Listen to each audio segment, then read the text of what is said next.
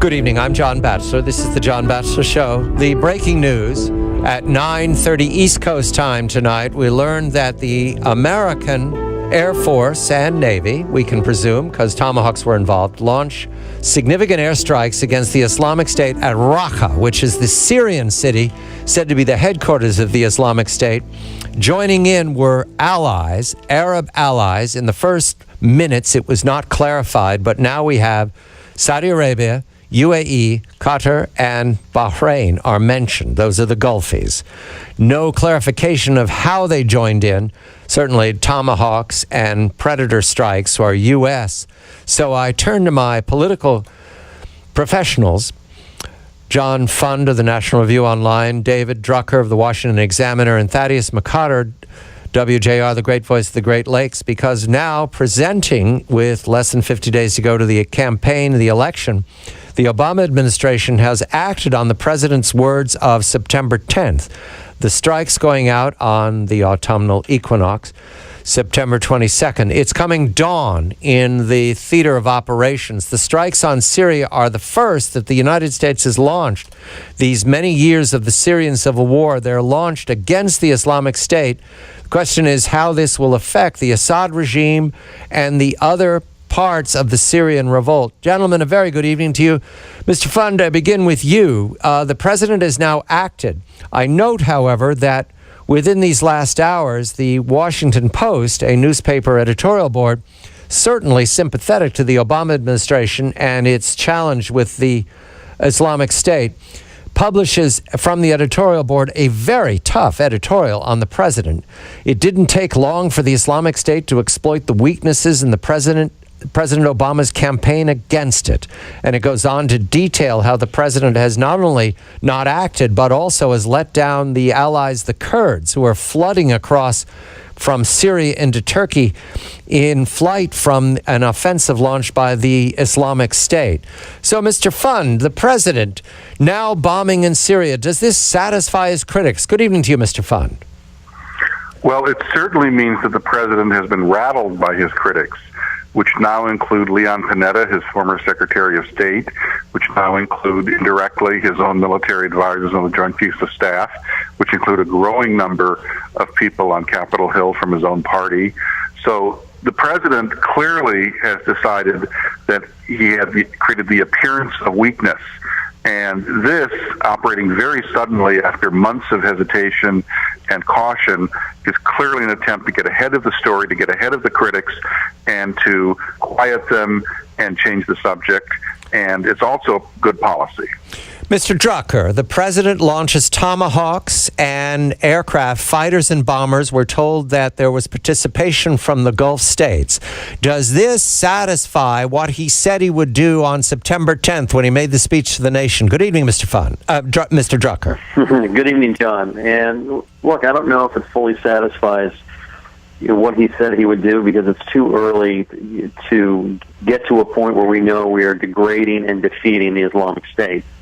I think what we're still looking for is to see the level of follow-through from the administration, both publicly and symbolically, as well as indeed, because a lot of times campaigns like this take a lot of public leadership and not just behind-the-scenes cajoling. But I think the more we see of actions like we are seeing tonight, I think it's going to lead to two. I think people are going to have sort of two reactions to it. One is going to be, it's about time and it's good to see, if you want to really go after the Islamic State. The other is going to be, what took us so long and why were we so hesitant to do something that clearly we had it within our power to do, and we're in the middle of. Thaddeus, I read to you from the closing paragraph of the Washington Post editorial board. This is a very sympathetic editorial board of the Obama administration. Mr. Obama will have to overcome his resistance to fashioning a more concerted and ambitious approach to Syria if his announced goal of degrading and destroying the Islamic State is to be realized. For now, the threat to the Syrian Kurds is urgent and dire, both in quotes. Their deputy commander told the BBC on Monday, the emerging alliance against the Islamic State faces an important first test, whether it can prevent the Kurdish region from being overrun. The president has launched airstrikes at Raqqa, Thaddeus, but I see no indication that he has plans to intervene in Syria in a fashion that could help these Kurds. They're fleeing for their lives. John, that's the problem. I mean, even the Washington Post has now noted that the Obama administration's diplomacy is all the nuance of a dumpster fire. And so what you're seeing is a response, a martial response to the situation that may not match in the overarching strategic goals of degrading, stopping ISIS, defeating them, and starting with the protection of the Kurds. And I think that remains to be seen. And I hate to be crass, but it's the nature of what we do here, is you have an election coming up. Is this, gentlemen, the type of action going to be enough to wash away the past impression that this is a weak president dealing with his enemy? Mr. Fund? We have 5 weeks to go before the election, and the answer is maybe.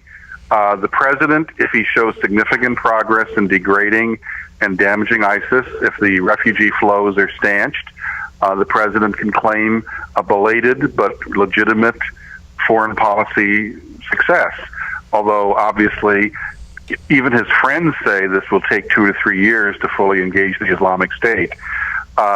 But the president has clearly been listening to Democrats on Capitol Hill who feared that not only was there going to be a domestic meltdown in the president's approval rating, but they were looking at a foreign policy meltdown.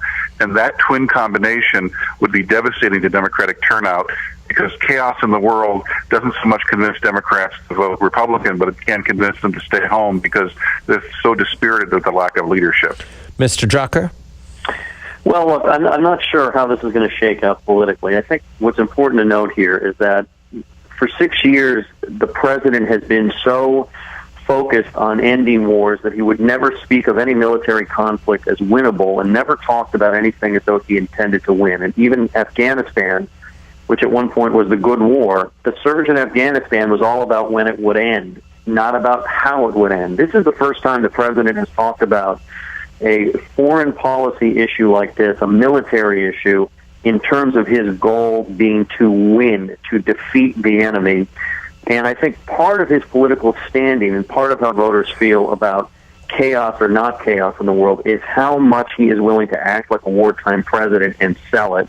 And I still don't see him doing that. And so without that kind of public leadership, I don't know that by Election Day, the defeat of ISIS is going to be far enough along, if it is moving along, such that the American people are going to feel like this thing is really under control.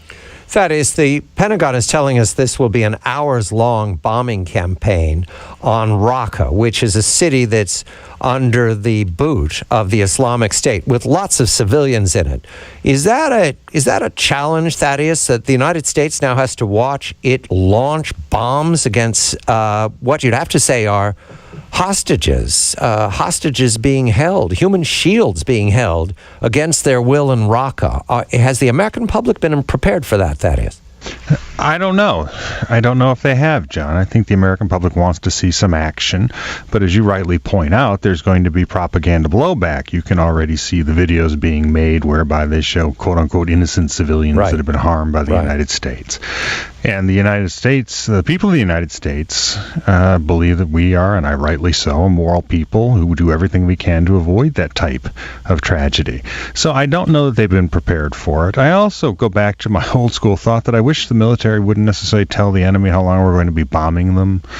I just don't think that that's a good idea. Let me try this, Mr. Fund. Raqqa is not an enemy city. It's an occupied city. It's been enslaved by the Islamic State. The women and children there are either slaves or they're dead. We're bombing a civilian population, and no matter how they claim they can target, they're shooting blind into Syria.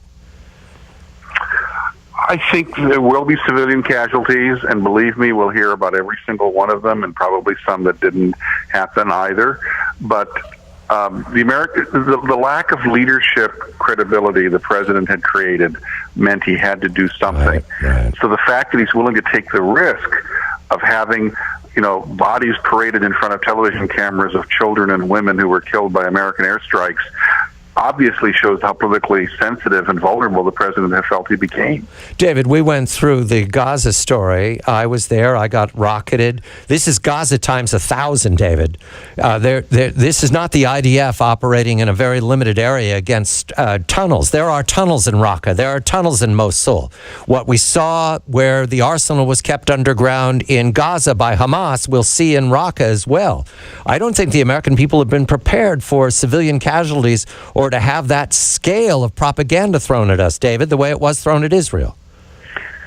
Well, look, I think it sort of depends on what happens because of this. Americans were sufficiently scared enough that they, in a sense, went from disinterested and non-interventionist within a period of a couple of weeks into, a public that really wanted a more overt sense of military and foreign policy control in the world. And so I don't know that voters are going to be bothered necessarily by all of this, given the level of fear that they were feeling.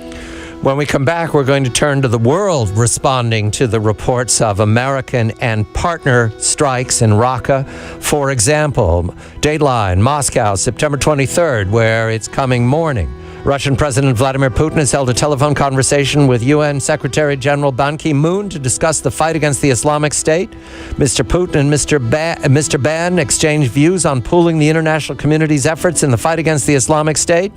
The Russian side stressed that airstrikes on the Islamic State based in the Syrian territory should not be launched without consent of the Syrian government, said the Kremlin. The wider world is watching, and one of them is Mr. Putin. I'm John Batchelor.